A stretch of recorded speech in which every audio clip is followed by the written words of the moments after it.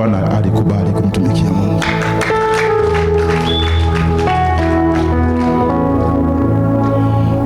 Huyu mtumishi wa Mungu. Siku moja nitoka nyumbani kwangu kule Mpigi, nikaona anahubiri kwenye gari. Mungu akanambia hivi, yule mtumishi wangu msaidie, mimi ndio nimemtuma hapo. Watu wengine wanamuona wa kawaida, Baba akanambia huyu ni mtumishi wangu, anaifanya kazi yangu, ili siku ya mwisho watu wasiseme kwamba hatukusikia Injili. Nataka Injili kila mtu aisikie na kila mahali ihubiriwe. Mtumikie Mungu, mtumikie Mungu, mtumikie Mungu. Ni mizuri miguu yao wapelekao habari njema. Ni mizuri kama nini, ni mizuri kama nini miguu yao wale wanapeleka habari njema. Peleka habari njema vijijini, peleka habari njema kwenye hospitalini, peleka habari njema gerezani kwa wafungwa, peleka habari njema. Bwana sifiwe. Nikashuka, kumbe ndiye ananijua siku nyingi. Akaniambia, Pastor Paul, umenisahau? Nikamwambia, akanikumbusha. Nikachukua namba yake ya simu, nikamwambia nataka tuongee. Nikasikia mzigo mkubwa kwenye moyo wangu. Mimi nawapenda wanaomtumikia Mungu. Kiu yangu kuona wanamtumikia Mungu, Mungu anawatukuza na kuwainua. Nikaongea na yeye, nikafunga safari. Nilikuwa na mama, tukafika kwake. Na zile picha mliona, akaniambia, baba, mimi namtumikia Mungu hapa. Nikasema, umefanya jambo kubwa sana. Kanisa liko chini ya mti. Sikia, chini ya mti. Hakuna kanisa, hakuna jengo. Bwana akaniambia hivi, ukimsaidia nitakubariki. Nikaona mazingira yanayoishi. Bwana Yesu asifiwe. Amen. Tunamshukuru Mungu. Tumekuja kumtembelea mchungaji wa Mungu, mtumishi wa Mungu, Pastor Eliki, kuna familia yake, mtoto wake pamoja na mama mchungaji Esther Paul, mtoto pamoja na mama mchungaji Eliki. Tumekuwa nasikia baraka sana sana sana kuwa hapa, na tumemwona Mungu kwenye familia hii. Mungu ni mwema sana kwenye kazi ya Mungu hii. Tunawapenda sana. Mungu abariki. Tumekuwa nasikia baraka sana sana. Neno moja liliongea kwenye moyo wangu, liniuma sana. Akasema kuna watu wamtumikia Mungu lakini wamekata tamaa. Nikamwambia Mungu amenituma. Neno moja inaambia hivi, kumbe kuna watu, kuna watumishi wa Mungu wanatia moyo.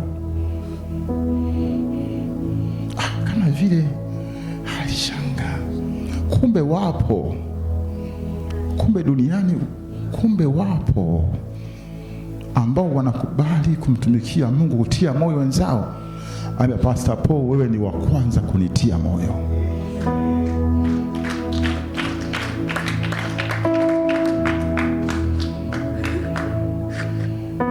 Bwana asifiwe.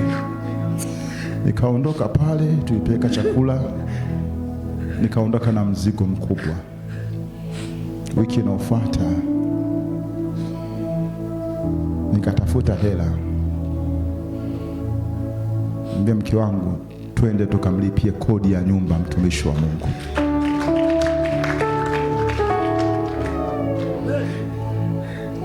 Nikachukua zile fedha nikayavunja mapenzi yangu ili mapenzi ya Mungu yatimie.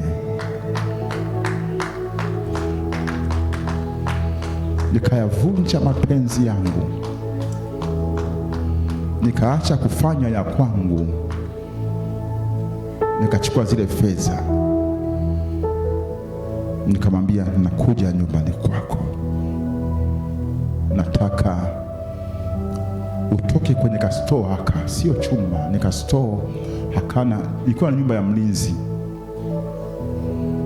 Hakuna watu wanateseka kama watumishi wa Mungu. Nikaenda nikampa fedha, akaenda kulipia nyumba miezi 3,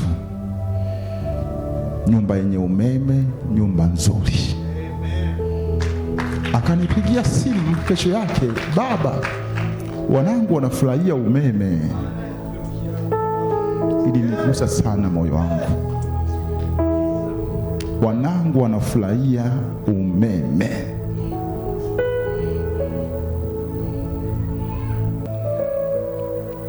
Akaniambia historia moja ambayo ilinitia machozi kabisa. Anambia, mchungaji, na mwanangu unamwona huyu, wakati mke wangu ni mjamzito, sina fedha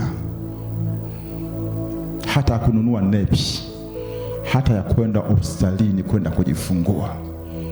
Mimi naamka asubuhi, nimepanda daladala na ubiriji. Mtumishi wa Mungu huyu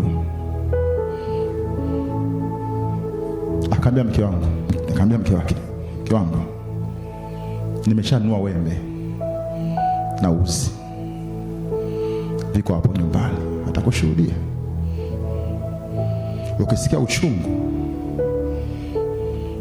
wewe pushi mtoto akitoka, kata kitovu, funga.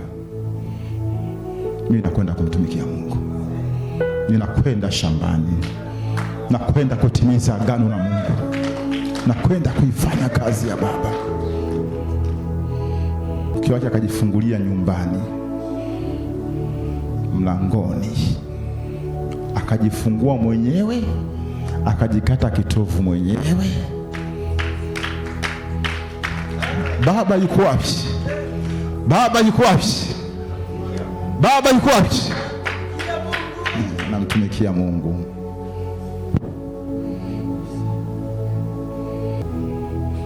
Mtumishi wa Bwana huyu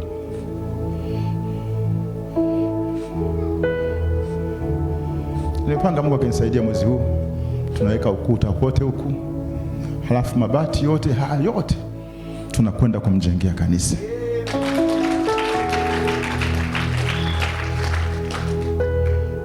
Kwenda kumjengea kanisa, na tutampa na spika moja, na kuna mixer ile nitampa. Mama yuko wapi? Umekaa hapo. Huyu mama kwangu wa thamani sana. Sikia nikwambie. Mtoto yuko wapi? Huyu ndo mzalia nyumbani. Wow, Mungu awabariki sana. Karibu sana. Karibu sana. Hawa ni wa thamani sana kwenye ufalme wa mbinguni. Ni wa thamani sana. Mungu alinipa mzigo ambao alipa ushuhuda mmoja wa ajabu sana. Akaambia, mchungaji, kuna kati ilikuwa mpaka niende kwenye gari nihubiri mpaka nipate hela ya kula. Saa 6 usiku, saa 7 nafika nyumbani, nimenunua tu mchele, hakuna mboga. Mpaka nafika nyumbani watoto wameshalala, ninawaamsha ndio tuwase jiko. Baba katoka kumtumikia Mungu. Bwana Yesu asifiwe. Amina. Bwana Yesu asifiwe. Amina. Na wasalimu kwa jina la Yesu. Naitwa Eric. Machozi haya sio machozi ya hofu, ni machozi ya ushindi. Ndio. Namshukuru Mungu kwa kunipa ushindi.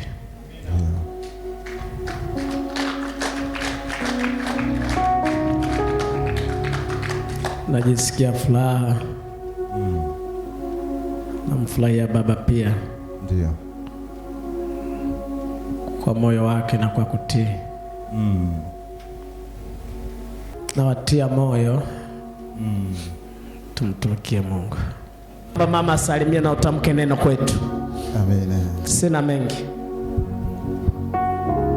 Bwana Yesu asifiwe. Amen. Bwana Yesu asifiwe kanisa. Na wasalimu katika jina la Yesu. Mimi mbele yenu ni mke wa mchungaji Eriki. Kama baba ambavyo amewashuhudia hapa ndivyo ilivyokuwa. Ila napenda kumshukuru Mungu kwa neema alotupa. Ametupa uzima na kibali kwa yote tuliopitia mpaka tumefika mahali hapa. Hebu shuhudia kidogo mpaka unakwenda kujifungua. Hivi ya mtoto ile ilikuwaje? Baba aliamka asubuhi. Akaniambia nasikia sauti ya Mungu inaniambia utajifungua peke yako. Mimi nikamwambia mbona unanitisha? Mimi sipendi kutishana. Akasema mimi ndo nasikia hivyo, ila kama uamini basi mimi naondoka kwenda kuhubiri kama ilivyo kawaida yangu. Basi akaondoka. Ilivyofika saa 5 asubuhi akanitumia hela kidogo kwa ajili ya matumizi ya nyumbani. Nikatoka pale niende kwa kala kutoa hela kwa ajili ya kufanya matumizi na mtoto ambaye niliokuwa naye mkubwa. Wakati niko njiani nikawa nasikia maumivu, yanakuja, yanaacha, yanakuja, yanaacha. Nikafika paka kwa wakala nikatoa hela. Nikarudi nikanunua mboga. Ile nafika tu nyumbani mlangoni, maumivu yakazidi. Uchungu kazi. Yaani uchungu ukazidi tofauti na vile nilivyokuwa nasikia. Ikabidi nimwambie yule mtoto wangu mdogo niwekee maji nikaoge. Akaniwekea maji kwenye ndoo. Ile nainua ndoo nikashindwa kuinua ndoo ikadondoka. Nikalala chini. Nilivyolala muda huo chupa ikapasuka. Ikabidi nimtume mtoto nenda kwa bibi ambaye tunafahamiana ni jirani yetu. Ukamuite mwambie mimi tumbo linaniuma. Kipindi mtoto anaondoka, uchungu ukaendelea. Basi nikapushi mwenyewe nikiwa peke yangu, sina mtu, niko ndani ya chumba kimoja. Bibi yule anakuja pale, wanakuta tayari mimi nimeshajifungua. Kwa hiyo wao walichokifanya wakanisaidia kunipeleka hospitali kumalizia huduma zilizobaki. Ulijifungua mwenyewe? Nilijifungua nikiwa peke yangu chumbani, sina mtu mwingine. Baba alikuwa wapi? Baba alienda kuhubiri. Mtoto mwenyewe ndio huyo? Ndio huyo hapa? Na mtoto mwenyewe ndio huyo hapa. Hebu mbebe mtoto wako. Baba mchukue mtoto. Jina lake nani? Anaitwa Abigaili. Abigaili.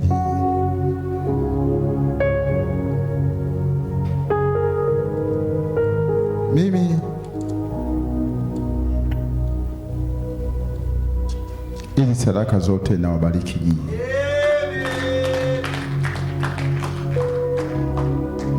Ninawabariki hela zote hizi. Abigaili akanywa chai. Mungu awabariki.